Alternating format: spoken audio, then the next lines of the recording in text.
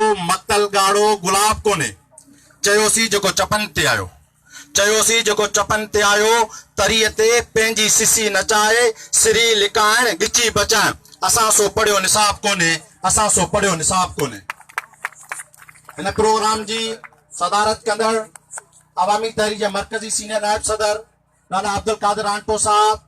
ऐं अवामी तहरीक जा मरकजी अगवान मोहतरम दाऊद बोडो साहब ऐं ज़िले ठट्टे जे सदर मोहतरम गवर खान ज़हूर मिठा खान लाशारी साहब ऐं इन शहर जा ठट्टे ज़िले जा सहाफ़ियो ऐं इन मुंहिंजे कायद जी मदार ते गॾु थींदड़ साथियो जीए सिंध जीए मुंहिंजो कायद मोहतरम रसूल बख्श पलीजो साहब। सभ खां पहिरीं आउं जस ॾियां थो इन सॼी सिंधी क़ौम खे जंहिं हिन अॼोके ॾींहं ते पंहिंजी सकाफ़त खे उजागर करण जे लाइ मैदान ते लथी आहे त वरी ॿिए पासे जिन पार्टियुनि या जिन ॿिया जेके सिंध जा माण्हू हुआ उनखे हिन कल्चर डे खे पंहिंजे हवाले सां मल्हायो पर अॼु सॼी सिंध जीअं रसूल बख्श पलीज जो फ़िक्र उन जो नज़रियो हर नगमनि ऐं गीतनि में इनकलाब हूंदो आहे। अॼु बि असां इहो अवामी तहरीक सॼी सिंध ऐं दुनिया खे पैगाम ॾिनो आहे त असीं अॼु रुगो सिंध कल्चर डे नथा मल्हायूं पर इन ॾींहं ते असीं ही बि ऐलान करियूं था त असां सिंध बचायो ॿेट बचायो वसीला बचायो ऐं सिंध बचायो। कल्चर टोपी अजरक तॾहिं बचंदी जॾहिं असांजो वतन ऐं धरती बचंदी तॾहिं ही सिंधी माण्हू बचंदा तॾहिं ही कल्चर उजागर थींदो। अॼु सभिनी पार्टियुनि पंहिंजे हिसाब सां मल्हायो आहे उन्हनि जो रीतूं रस्मूं पंहिंजूं आहिनि पर अवामी तहरीक ऐं रसूल बख्श पलीज जो फ़िक्र सभिनी दोस्तनि खे यादि हूंदो जॾहिं रसूल बख्श पलीज जो जनाज़ो खॼो तॾहिं बि सॼी दुनिया खे असां ॿुधायो त ही हिकु इनकलाबी रीत आहे हिकु इनकलाबी रस्म आहे हर ॾींहुं असांजो इनकलाब आहे उहो जेको नज़रियो आहे उहो रसूल बख्श पलीज जो फ़िक्र आहे जंहिंजे तालिक़ असीं हलूं था। असां अॼु कल्चर डे खे बि मल्हायो आहे पर उन कल्चर डे ते उन ख़ुशी जे ॾींहं ते हिकु एहतजाज बि कयो आहे वक़्त जे हुक्मराननि खां। असां हिन ॾींहं ते रुगो टोपी अजरक खे उजागर न कयो आहे पर असां जीअं 4 मार्च ते कराची जे शहर में बि वक़्त जे हुक्मराननि खे ललकार कई हुईसीं ॿेटनि जे ख़िलाफ़ ऐं सिंध जे वसीलनि ते अॼु बि असीं हिन ॾींहं ते कल्चर सां गॾोगॾु उन सिंध जे हुक्मरान खे ललकार करियूं पिया त असीं ख़ुशी बि मल्हायूं था ऐं ॿिए पासे एहतजाज बि करियूं था तव्हां खां। तंहिंजे करे ही तसलसल आहे उन सिंध जो ही तसलसल आहे रसूल बख्श पलीज जे फ़िक्र ऐं नज़रे जो जीअं कारूं जरते हीअ जेका सिंध हिन वक़्तु पाण सां हिननि हालतुनि में पती आहे उहा ईअं कोन मिली आहे इन जे लाइ पंहिंजे वॾनि क़ुर्बानियूं ॾिनियूं आहिनि हर जिदोजहद करे जॾहिं पहिरीं कारूं जरते जॾहिं सिंध ते अंग्रेज़ हमिलो कयो तॾहिं जो उन वक़्त जे हिकु पोरियत ग़रीब मिसकिन कोली रूपलो कोली जॾहिं अची मैदान ते बीहे थो उन अची उते जॾहिं तारीख़ लिखे थी त जॾहिं रूपले खे गिरफ़्तार कयो वियो उनखे फांसी ते चाढ़ियो वियो त पोइ उते वक़्त जे उन जाबरनि ऐं अंग्रेज़ खे उन छा चयो त अंग्रेज़ अवी गॾु आयो ऐं असीं सिंध जा माण्हू डप आहियूं अवी चरी चरी हलिया वेंदा असीं वरी हिन ज़मीन में पंहिंजूं पाड़ूं खोलींदासीं वरी हज़ारनि जे तइदाद में पैदा थींदासीं। अॼु उहो रूपले जो तसलसल आहियूं पाण ऐं उन रूपले खे जॾहिं तारीख़ लिखे थी उनजी घरवारी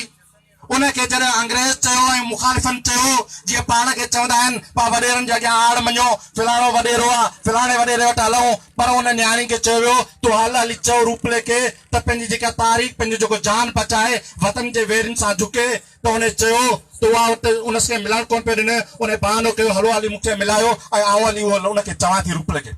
तारीख़ लिखी थी उहा रूपले कोली जी घरवारी ऐं असांजे तसलसल सिंधियाणी तहरीक जे भेनरुनि जो आंगर उनखे अची करे चवे थी ए रूपला मता तूं हिन सिंध जे गदार ऐं वतन जे वेरनि अॻियां झुकी छो त सुभाणे हिन थर जूं कोलियाड़ियूं हिन कारूं जर जूं कोलियाड़ियूं मूंखे मेणो ॾियनि त तुंहिंजो मुड़ुस जेका वतन जे वेरनि अॻियां झुकियो आहे।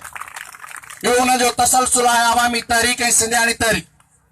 रसूल बख्श पलीजो जंहिंजे लाइ तव्हां ॻाल्हियूं त ॿुधियूं हूंदियूं पर तारीख़ में यादि रखो जॾहिं बि सिंध ते पहिरीं हमलो थियो उनजो पहिरीं आवाज़ ऐं ललकार ऐं रुगो लेखक न पर मैदान ते झंडो खणी सॼी सिंध खे मुतहरिक कयो उहो रसूल बख्श पलीजो हुयो। कहिड़ी जिदोजहद आहे जेका पाकिस्तान ठहण खां वठी या पाकिस्तान खां अॻु में जंहिंमें रसूल बख्श पलीजो न विढ़ियो हुजे। जॾहिं जनरल अचनि था हिकिड़े पासे ॻाल्हियूं कयूं वेंदियूं आहिनि फिलहाल असीं मुखालिफ़ आहियूं पर उन्हनि खे हुननि सलाम पे कया जेकॾहिं उन्हनि जे अॻियां न झुकियो सॼी सिंध में ऐं दावा सां चई सघां थो उहो रसूल बख्श पली जो ऐं हुनजो नज़रियो आहे। हिकिड़े पासे अॼु वञी माण्हुनि वॾेरनि खे अजरकूं ऐं टोपियूं पारायूं हुजूं पर आवामी तहरीक अॼु बि चवे थी त सिंध बचायो ॿेट बचायो ऐं वसीला बचायो। इहो फ़िक्र रसूल बख्श पली जो अथव। तारीख़ लिखे थी जॾहिं जनरल अयूब पाकिस्तान ते कब्ज़ो कयो जेके बि जनरल या वक़्त जा हुक्मरान उहे माण्हू पंहिंजा ख़रीद कंदा आहिनि। उन्हनि जॾहिं ख़रीद पे कयो सभिनी माण्हुनि वटि विया तॾहिं जनरल अयूब जी डायरी में लिखियल आहे त उन वक़्तु सिंध जा वॾियूं सियासतदान उन वक़्तु मौजूदु हुया। अयूब जी डायरी में अॼु बि वञी ॾिसो जंहिं चयो त पाकिस्तान में तव्हां सभु माण्हू ख़रीद करे सघो था फ़क़त हिकिड़ो माण्हू आहे जंहिंखे तव्हां ख़रीद नथा करे सघो उहो आहे रसूल बख्श पली जो जंहिंजे आंगण ते पाण बीठा आहियूं। ही तसलसल अवामी तहरीक ऐं सॼी सिंध के सवेल मूं दोस्तनि सां ॻाल्हि कई हुई त जेकॾहिं बि सिंध ते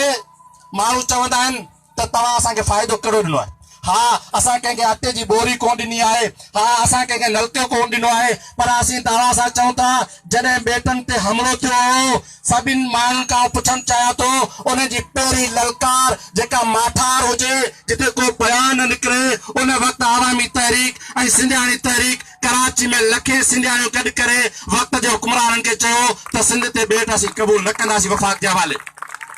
ऐं उन खां पोइ मुसलसिल जिदोजहद हले पई वो एक्शन कमेटी के हवाले से हुजे या आवामी तहरीक पंहिंजे शहरनि पंहिंजे ॻोठनि में जीअं सवेल इकबाल चयो त हींअर सिंध में माठार थी वई आहे।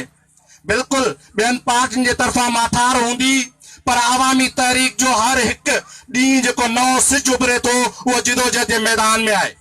तव्हां हींअर प्रेस कॉन्फ्रेंस असांजे मर्कज़ी अॻवान जी ॿुधी हूंदी जेके हिन वक़्तु असांजी मर्कज़ी क़यादत सॼी सिंध में उजागर घुमे पई ऐं उते प्रेस कॉन्फ्रेंसूं करे पई ऐं जेके राब्ता मुंहुं मल्हाए पई त उहा अचो त रुगो सिंध खे हिननि ख़ैर ऐं जेके वफ़ाक़ी हुकूमत सां गॾु जेका पीपल्स पार्टी घेरो कयो वेठी आहे उन्हनि जो मुक़ाबिलो करियूं। ऐं तव्हां खां वधीक टाइम नथो वठां ऐं मोकिलायां थो इन हिम्मत सां